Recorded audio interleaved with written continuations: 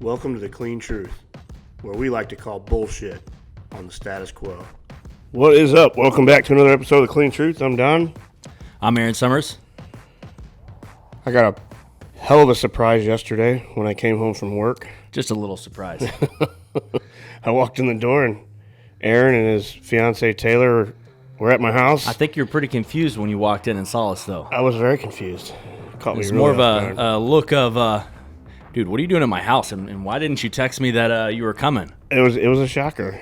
I called my wife on the way home, and it was a weird conversation. I knew something was up. I'm like, "Are you not wanting to talk or what?" And she said, "I can't even remember what she him-hawed around about." And I'm like, "All right." And I was kind of an asshole. I was like, "All right, well, just call me back whenever you can talk." Click.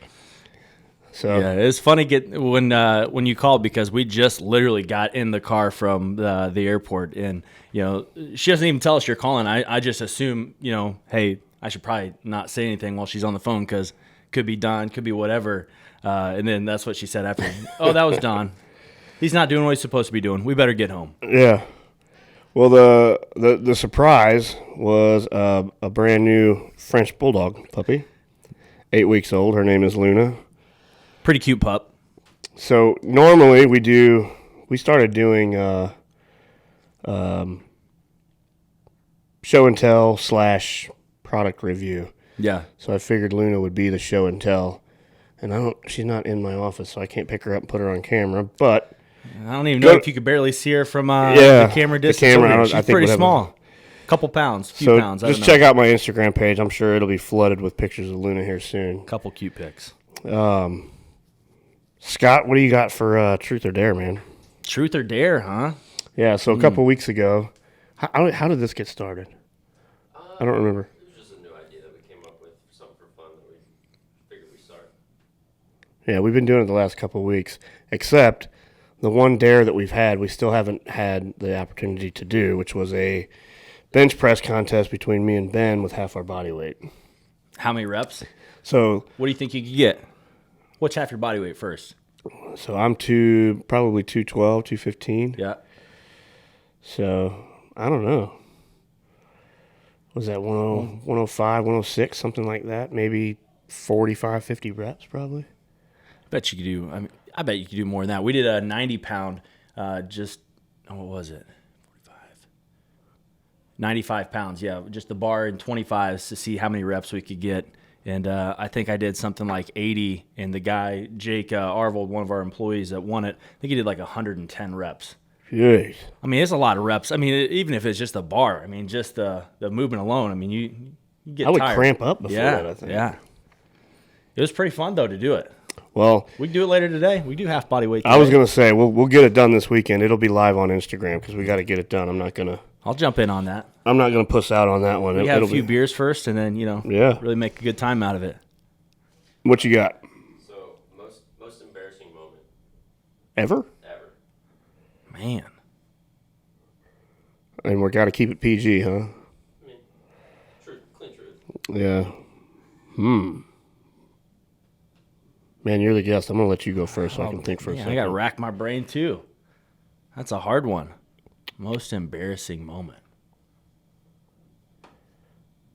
Well, I mean, embarrassing / very nervous. I mean, knowing Sal Frisella, we were doing a 30 for the Kids charity event. We just wrapped up 30 for the Kids, event here at the beginning of the month.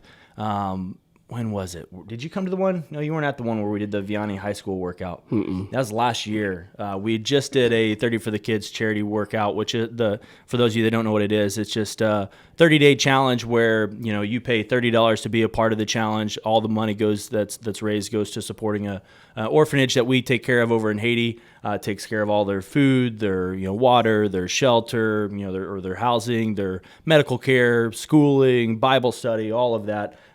We've done it now for the last couple of years. We've raised a little over $600,000 total for the charity, fully funded the charity every time. But at the end of every 30 days, you pay your $30, do one of 5 workouts every single day. We typically do some big group workout. We're not able to do it this time with COVID-19 stuff going on and limiting our ability to get together. But last year's group workout, we were supposed to be doing the check presentation, for $110,000, whatever it was that we raised for that 30 days, and I forgot the check.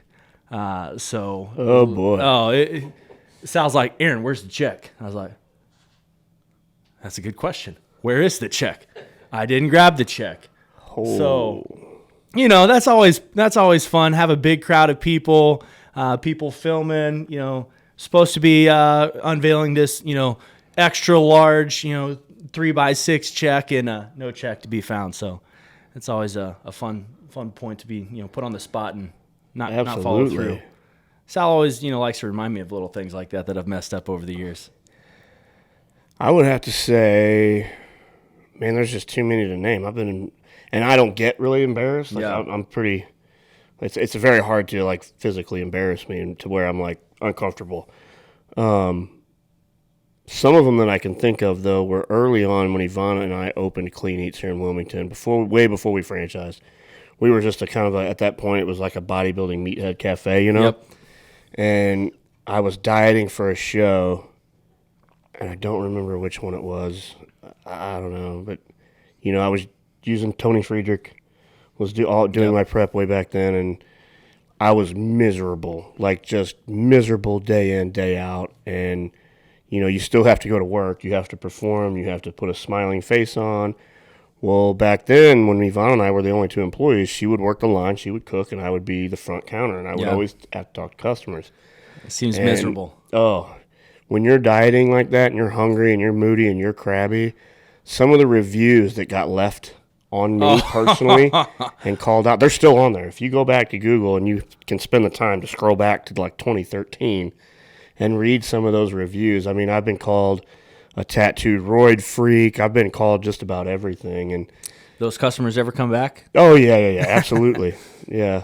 But just looking back at some of that and thinking back about how kind of big of a jerk and an asshole I was without having the maturity that I do now and understanding of being a business owner and how important that is, and which ironically kind of segues into, I think, what we were going to talk about today. I don't really have a topic, but I mean, I think having you in town, being a part of First Form and doing what you do on a daily basis, especially your role, is one, having good leadership and management skills, and then two, understanding that customer service aspect of business. Yeah, no, absolutely. I mean, it's really, I've been with First Form for, almost 7 years now. And actually, getting started, I came from an unrelated field. I mean, I was a personal trainer and stuff through college. It's how I, kind of paid my way through school. So I always have been, and I played sports. I've always been in the fitness industry, loved working out, but not what I went to school for. My family owns a limestone quarry up in Northwest Missouri. Grew up just in that, field of mining and, figured that's what I would do. Go to school. I went to school for geology and political science. Figured I'd get into kind of the oil and gas side of things. Maybe one day, kind of take over our family business and do that. That explains the work ethic. Oh yeah, no, absolutely. From That's not easy work. driving big machinery to pounding rocks with a sledgehammer. Right. I mean, it's definitely long, hot days out in the sun. But. Oof. That's where I learned a lot of good work ethic from my dad, and just paying attention to the little details and a lot of that keeping my stuff clean, taking care of things. Like, I mean, I was working for him from the time I was 10 years old, helping out in the shop through I went to college. So got a degree in geology, political science, moved to Duluth, Minnesota, worked for a mining company up there for a while. Wasn't really happy doing what I was doing. And I'd kind of known of Andy and Sal and Chris with supplement superstores originally because our guy on the football team in college had worked for them before he came to school. So that's kind of where the connection all started at up at Northwest Missouri State. And we were back at college in the summertime for another kid that was on the football team that was graduating, and he had kind of went back to school. Or went back to St. Louis, worked back for Chris and Andy at Supplement Superstores, was telling me about all the opportunities coming up with First Form. This was when First Form was just really kind of getting started up off the ground. Before that, we were really, even on social media. thought it was a cool opportunity, would follow those guys online, looked like a cool place to work. And that's kind of, where I just, hey, could you get me an interview there? And, kind of fortunately had the opportunity to move to St. Louis. And, I wanted to work for First Form, but Andy's like, hey, well, we don't really hire anybody direct. If you want to move here, work at S2, you can work your way up. So that's where I got started, was just working in the retail stores for the company and, learning the core values of the company. I'd never really had any sales or retail experience. I was not good at it for sure. A lot of customers would come in and I didn't know how to sell their product the right way. It's very hard. It is. It's hard if you don't know. I struggled with that for a long, long time at the cafe, learning that aspect. But. Well, and that's a lot of what, to this day, it's not like I'm a tremendous salesperson by any means, but, through what I've learned from Andy and Sal and Chris and just a lot of guys that both companies or all the companies they run, it's you don't even have to be a good salesperson. It's about how you treat people and how to have conversations with people and how to figure out, okay, what does this person need? What do they care about? And that's what Sal's always taught me from day one. You've got to give to get. Yes, okay, our goal here is to make a sale, to sell the product. But, to do that, you have to care about what that person wants. It's not about what you want. And you've got to, give that person your time and take time to get to know them and ask questions and really listen and not, that's what I messed up a lot in the beginning was I wouldn't listen to what the person was even saying. I knew in the background of what we kind of need to sell, what our products were, and it was always me trying to push my agenda. And that's why I didn't do well. And customers would come in wanting to buy product and I would do such a bad job that they would walk out not buying anything. And it took a while, to learn, how do you have conversations? How do you listen to people, uncover the needs that they want, and then just, teach them how to get to where they want to go. So it's been a fun journey, starting from the retail sales experience, moving into working for First Form, now running really all of our sales guys that work in our Legionnaire program, which is kind of our affiliate athlete program with our company, just and constantly working on developing better systems to take care of our people, because at the end of the day, it's, how you treat people is how the company's going to, perform. Absolutely. That's a crazy story, man. I never really knew how in the beginning, your beginning connection there, but it's kind of comes full circle. So, if you're sitting there and you're listening to this and you struggle with those sort of things, and I did. I struggled with the same thing with the customers that came into our cafe, getting tongue-tied. I would struggle to sell them meal plans. Yeah. And, just because, one, we would be busy. Two, I didn't have those people skills. But knowing in the back of my mind, I was trying to make a sale, and it just, stumbled around. But that's a pretty cool story coming full circle of being very uncomfortable doing it, not having the skill set to do it, to now, what did you say, 7 years? Yeah, with the company. 7 years later, running their sales department, being in charge of all the guys that are, their job is to do the one thing that you struggle to do. Absolutely, cool. Absolutely. It's been a lot of fun too. And it's to this day, we work with new reps all the time that work in our Legionnaire program, and they're kind of independent contractors of our company. They run gyms, they're personal trainers, they're online influencers, and the same things I struggled with in the retail space. That's what they struggle with in whatever space they're in, whether that's in digital marketing, whether that's on social media, whether that's working with a client in person. They've been supporters of the brand for a long time, using the products themselves. That's where a lot of them start as just as a customer. And end up falling in love with the culture that we have, the company that we have, what we have going on, and they make that kind of transition to, okay, now they're working with us in kind of a sales capacity. And as soon as, like you said, in the back of their mind, they know, okay, I'm making a sale, they get weird about it, because they're thinking about, okay, well, am I just pushing this product because I'm going to make a commission, or, and it goes from this being a natural recommendation of why this product's going to help them to now they feel like they're selling it and have to kind of learn how to do that the right way. So it's taken a lot of time really being able to, I mean, we're on the phone with those guys and girls, or through Zoom video, conferencing, whatever, every single day, just teaching the basics of really building relationships and taking care of customers. Because, we have a saying, if you make a friend, you make a sale. Sure.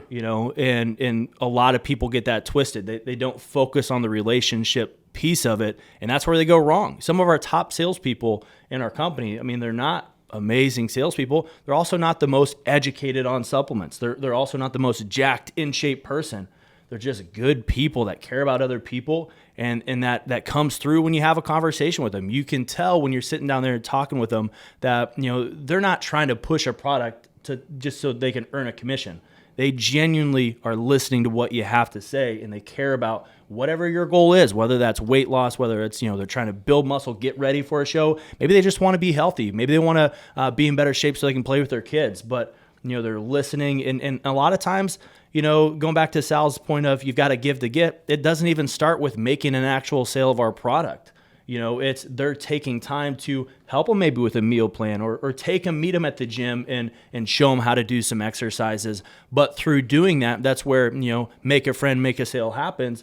Okay, you build a genuine relationship with this person and they end up wanting to support them. It's just like you guys. Like, I like supporting you guys as a company because you guys have done so much for us. Like, I almost feel, obligated to, do what I can to help you guys in any way possible. Because you've done so much for us, personally, and it's that mutual respect and wanting to support each other. And it takes people a long time to learn that, though. But as soon as they learn that and really grasp that concept, they start doing amazing. So nice. I know one of the things that's been the most impressive for me to watch as you guys have grown First Form into what it is now is the leadership aspect from the top all the way down. And I talked to Sal about this when we were on that Haiti trip. Yeah. That was one thing on those long hikes. I would pick his brain. And, I remember very, very vividly asking him, and I used you and Will as an example. I said, how did you and Andy and Chris get guys like Will and Aaron and some of these other guys in your office to not only be good, like I don't want to say good guys and good at your job, but to be good leaders, to basically would take a bullet. Yeah. You know what I mean? And do whatever it takes to get the job done for the brand, because we've done a really good job of that here lately. We've been very fortunate and very lucky to get, the guys that we've got, guys like Scott, Ben, Kyle, so I mean, we're building that, but it's taken time. And, even on that trip to Haiti, we didn't have some of these guys. And, the one thing he said was tough love. Yep. It was tough love. You have to kind of, let people go and not micromanage them, give them a task, let them do it.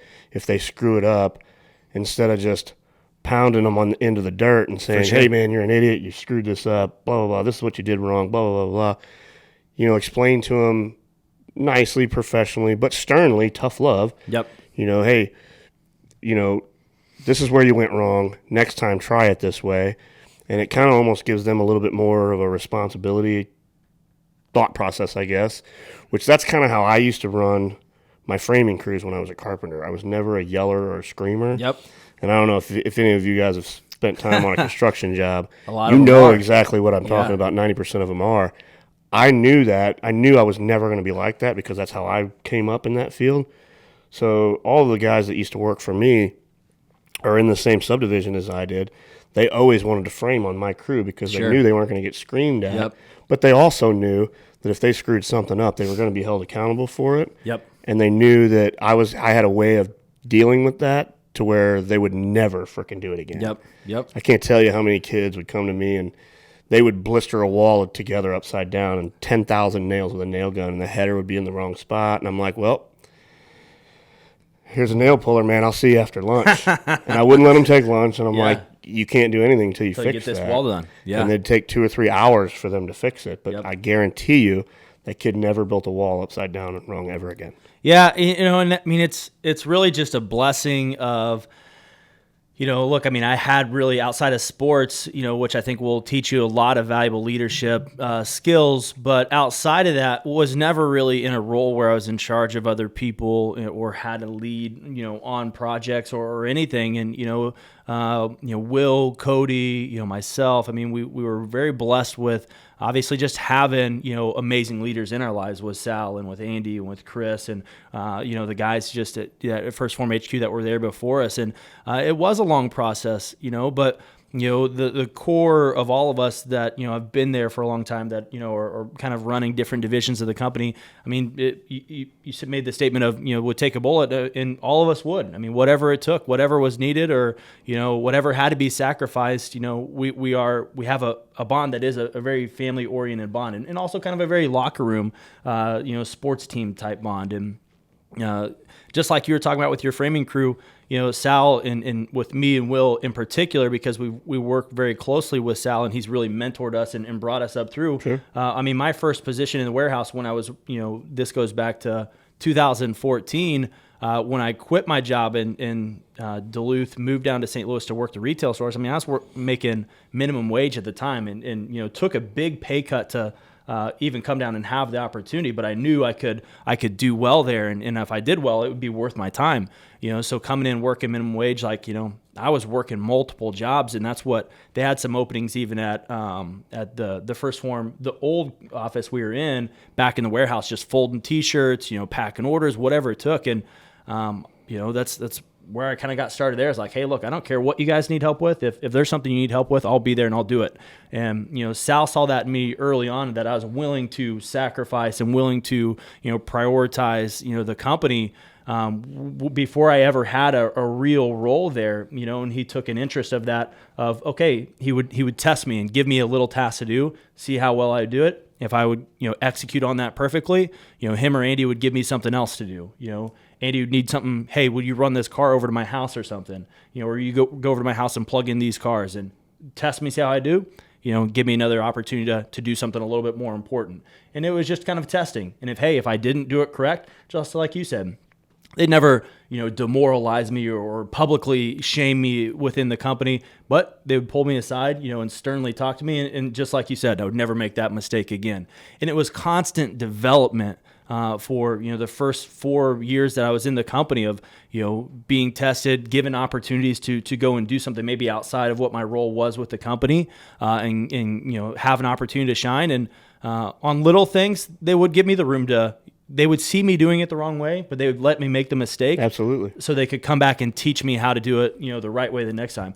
In a big situation, and this was probably year 3 of me being at First Form when I planned, because I do a lot of the event planning as well. Sal let me plan Summer Smash that year because Enzo was expected to be born right around that time. So he wanted, in case he was born, to have a backup plan of somebody that could run it. So, that was kind of my first big company test where, hey, I have a really good opportunity to either do well here or mess something up. And, in those situations, if, there was something serious on the line that I was going to mess up, hey, he'd let me get close to there, and then he'd pull me back and, hey, this is what's about to happen, and correct me. So I never made those kind of fatal mistakes. But a lot of that loyalty is built in them just taking time to invest in us to build us into leaders. And that's why, I would, for any of those guys, whatever they ever asked of me, I don't care if it was I need to, drive across the country tonight at a, moment's notice to go hand deliver a package to somebody today, or, if I need to bury a dead body in the backyard, whatever we need to do. But,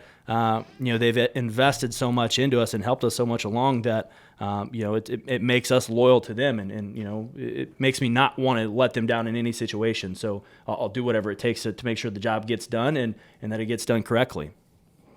How are they with you guys as far as passing those lessons, teaching you how to pass those lessons? Yeah. You know what I mean? Because I know that's a big part of your culture. It's one of the things that makes you guys who you are. And it's, to be honest with you, man, with companies like ours, and I mean this sincerely, I don't mean this to be sarcastic in any way or kind of cheesy, but, companies like ours, we watch you guys. You know what I mean? And I've always been very public about that. I'm like, guys like Andy and Sal, I've always had me personally, I've always had a real keen ability to learn and watch from those guys just by observing, how they conduct themselves. Yep. 2, how they speak publicly, and then 3, how they run their company. You know, you can visibly observe that, and there's been many days where we've had marketing meetings in here, we've had operations meetings in here, you know, and I've used you guys as reference, you know, like, you know, when this happened at First Form, this is kind of how I saw them handle this.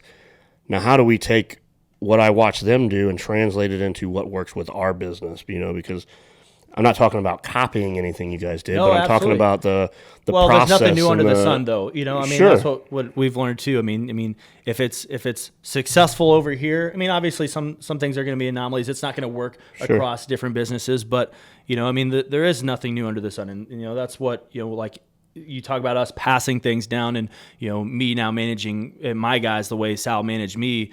You know, I mean, that's it. You know, that's you know, I've learned, taking the lessons that Sal has taught me over the last, you know, 7 years, and you know, I'm just repackaging those things and doing it the exact same way with individuals. And certainly, I'm not perfect at it. Sal's a much better leader than I am. And he's got a lot more time doing it. So I make mistakes. I make the wrong call sometimes. But to this day, every week, you know, Sal takes time to sit down on a one-on-one basis with anybody that's running any of the departments. And I mean, that's just what we do during that time. We review, okay, what mistakes have we made? How do we overcome that next time? What objectives are we working on in the future? How are we going to handle those situations?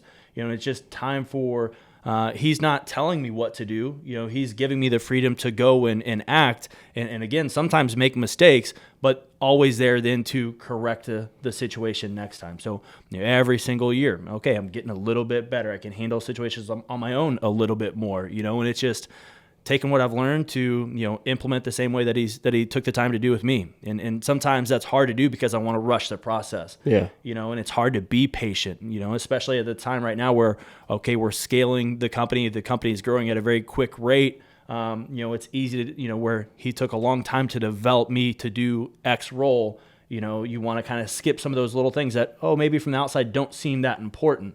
You know, even things from like getting together, we were talking about doing some team bonding stuff. He's very good at that, you know, making sure that, okay, we're not only working together, but every week we're, you know, he would have us come over, you know, and looking back on it, I see what he was doing. Then I just thought he was taking advantage of some free labor. You know, hey, could you come by the house, you know, before work tomorrow, and we're going to do some landscaping at my place or something like that. But you know, again, it's just an opportunity to work together. He, you know, I bought into him, he bought into me. You know, I became a part of his family. You know, and that's a big deal of creating, like what you said, the loyalty behind it. You know, and you know, making sure we continue to instill those things in our guys today is you know what we try to do.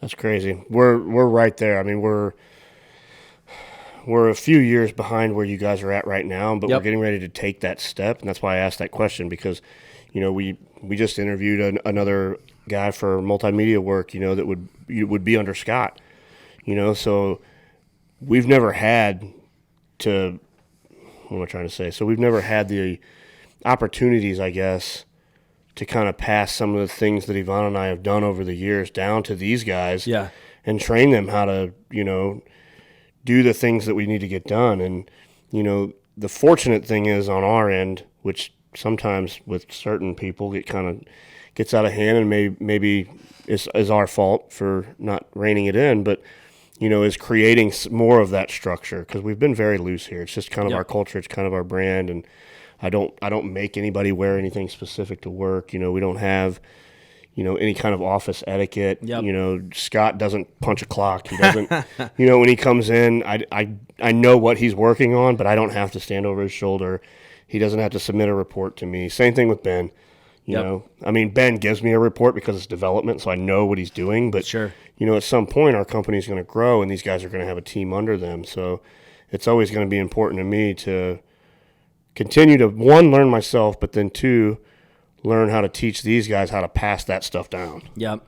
And that's, you know, something Sal struggled with in the beginning too, because Sal is a very good doer, and he just likes challenge. So, I mean, he's the type of personality that will just take on more and more and more. So it's easy for him not to give me an opportunity to do one of those things. And that's really the last kind of few years of him just kind of seeing, hey, we're at a point where we're going to start growing very quickly. It's not realistic that I'm going to continue to just manage everything myself. Nor as a company is it necessarily wise that one person is the only person that knows how to do all of these things. Not to. That's the way we are. You hope that nothing ever bad happens to anybody in one Sure. of those type of roles, but that's in kind of him thinking through building the business. Hey, look, we've got to diversify a little bit. We've got to get some guys that know how to do these individual things, so we can start growing at a faster rate. And that's really where he, over the last few years, has cultivated better leaders within the company and teaching. And it just time through osmosis of being. He'll move somebody into his office. Hey, you're going to work here for the next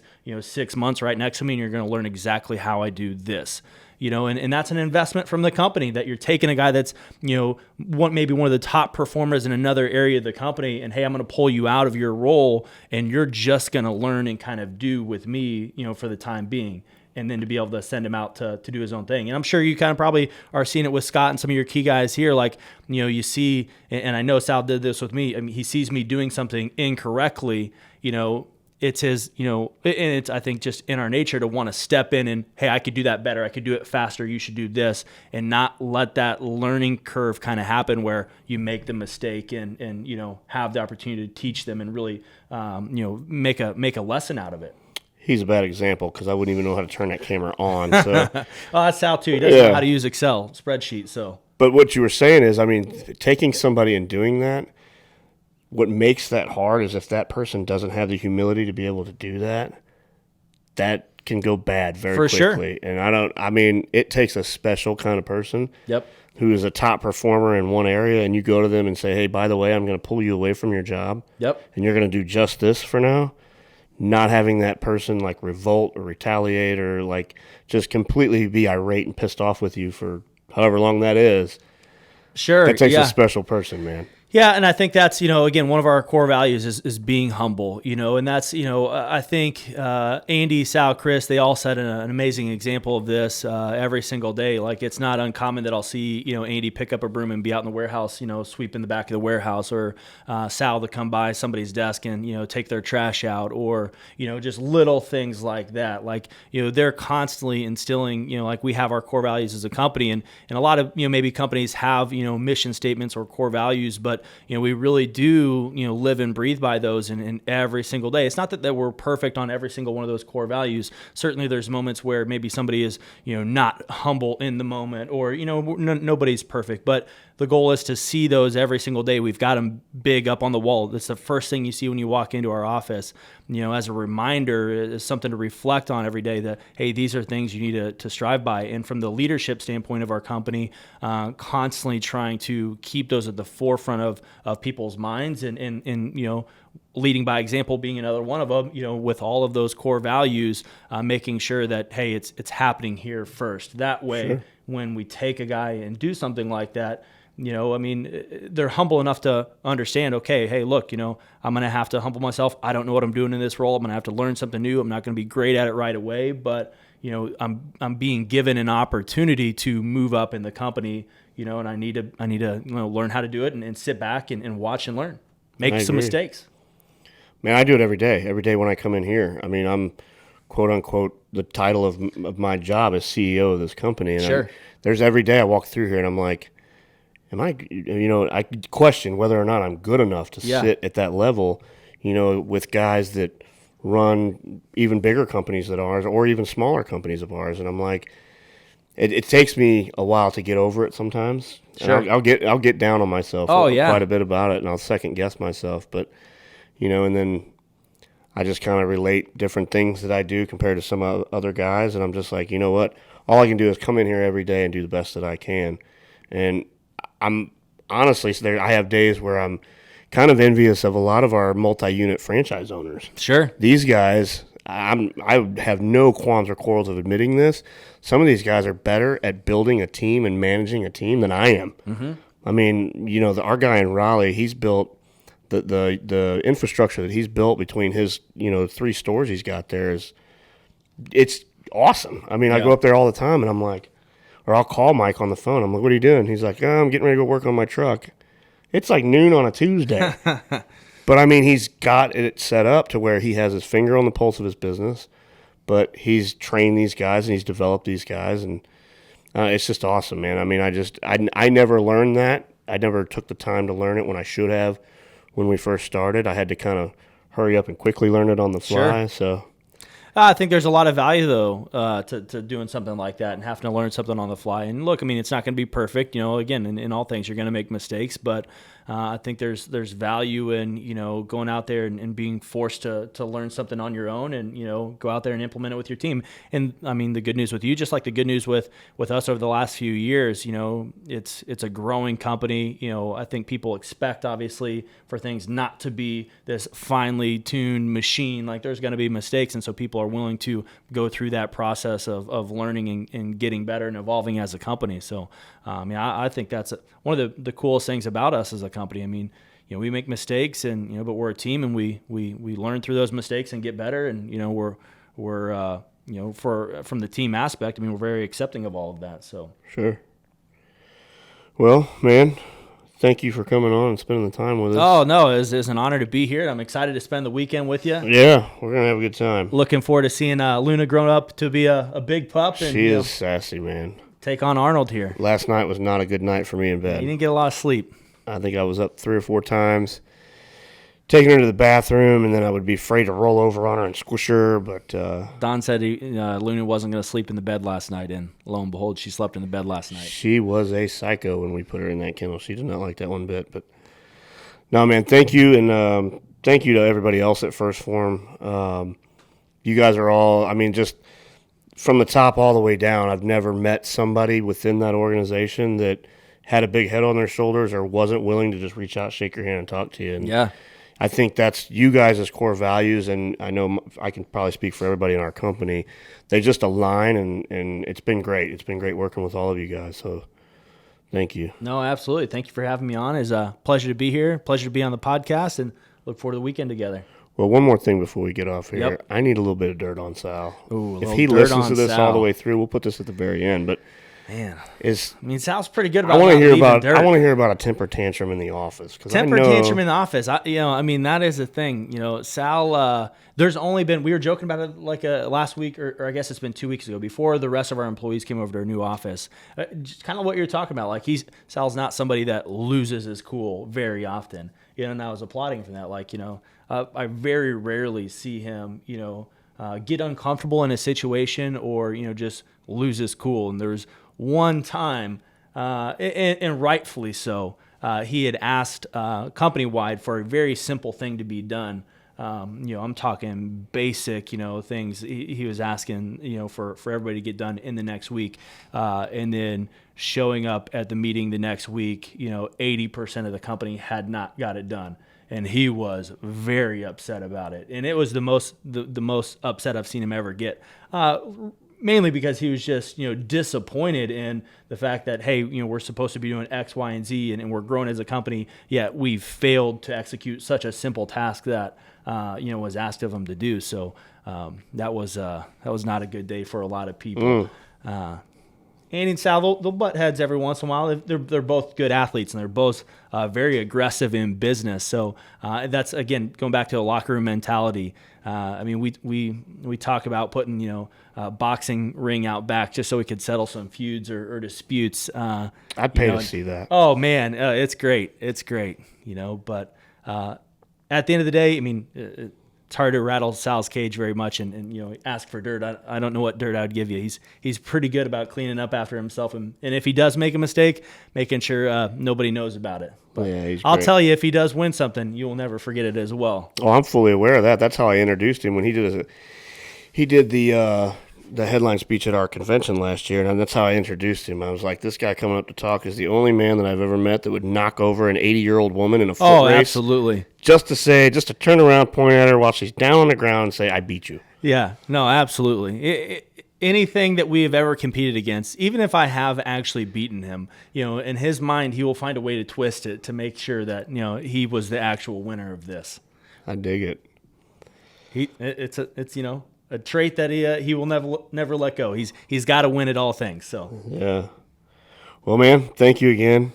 Appreciate it. Yeah. I can't thank you and Taylor enough for making this trip and surprising me like this. Oh, This we've is been. awesome. I almost blew it multiple times. Like the other day, I was on my story and I was talking about going to. I was recording. I was like, "Yeah, next weekend we're going to Wilmington, North Carolina." I was like, "Can't post that." Don's too smart. He'll catch on. No, that's great. All right, man. Well, thank you so much again. I appreciate it. Thank you, Don. It was a pleasure. All right, guys. Till next time. See ya.